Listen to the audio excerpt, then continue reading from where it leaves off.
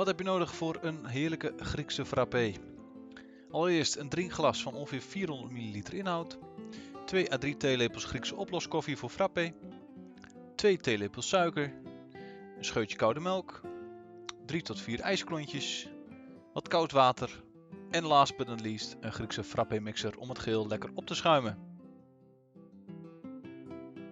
We doen eerst 2 of 3 theelepels koffie in het glas. Vervolgens wat suiker als je dat lekker vindt. 2 theelepels is voldoende.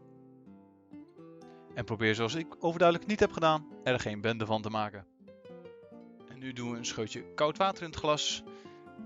En even goed roeren. En dan mixen maar. Mooi van beneden naar boven en van boven naar beneden, zodat er flink wat lucht in dat mooie schuim wordt geklopt.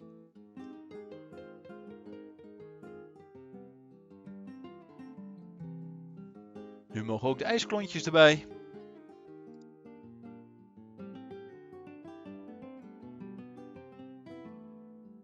Vervolgens een scheutje melk als je dat lekker vindt.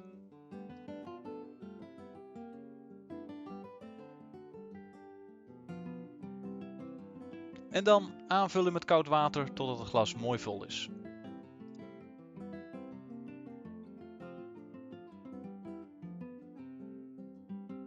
Nog even goed roeren.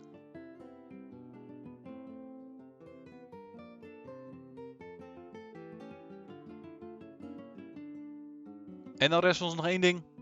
Lekker genieten van je zelfgemaakte frappé.